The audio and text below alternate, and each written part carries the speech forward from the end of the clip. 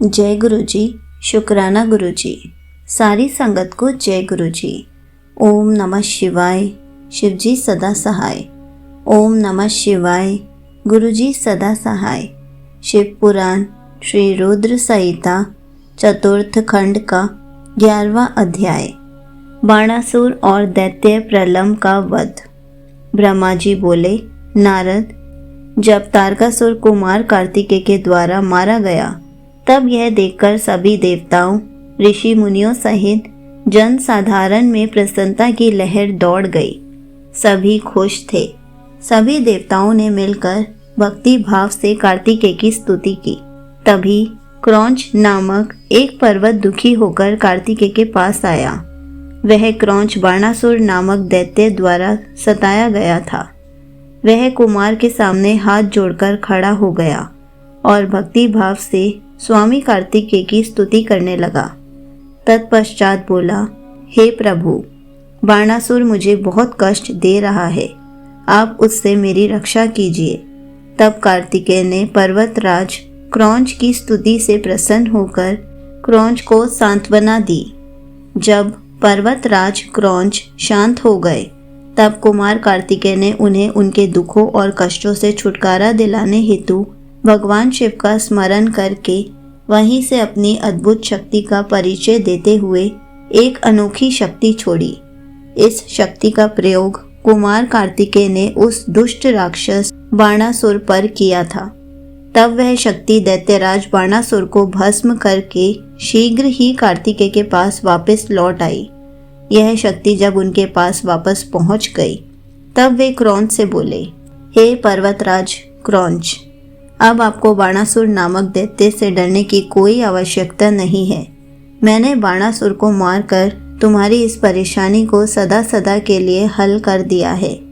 अतः अब तुम अपने भय को छोड़कर हमेशा के लिए निर्भय हो जाओ। अब तुम प्रसन्नता पूर्वक अपने घर की ओर प्रस्थान करो। बाणासुर के भय से मुक्ति का समाचार पाकर पर्वतराज क्रौंच बहुत प्रसन्न हुआ और उसने भक्ति भाव से कार्तिकेय की स्तुति की। तत्पश्चात वह उनसे विदा लेकर अपने गृह स्थान की ओर चल दिया।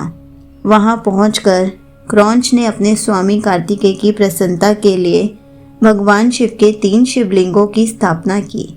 प्रतिगेश्वर, कपालेश्वर और कर्मालेश्वर नामक ये 3 शिवलिंग विश्व विख्यात हैं और लोगों की आस्था और भक्ति का जीता जागता उदाहरण है।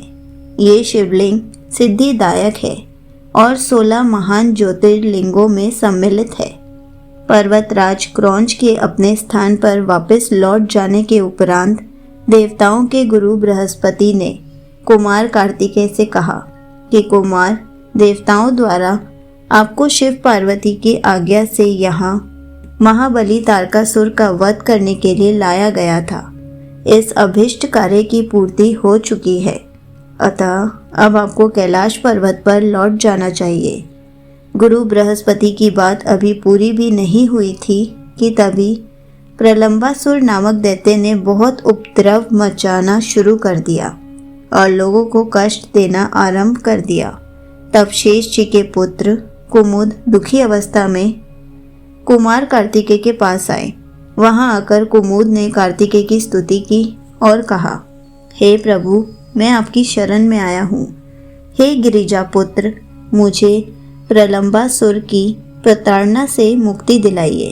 तब कुमार कार्तिकेय ने प्रसन्नता पूर्वक कुमुद को प्रलंबासुर द्वारा दिए गए कष्टों से मुक्ति दिलाने हेतु अपनी शक्ति द्वारा उसका भी संहार कर दिया। उस प्रलंबासुर को उसके साथियों सहित मरा जानकर उसके शेष पुत्र कुमुद ने कार्तिकेय की बहुत स्तुति की और अपने निवास स्थान पाताल को चला गया। संगत जी, यहीं पर शिव पुराण श्री रुद्र संहिता चतुर्थ खंड का 11वां अध्याय समाप्त होता है। जय गुरु जी, शुक्राना गुरु जी।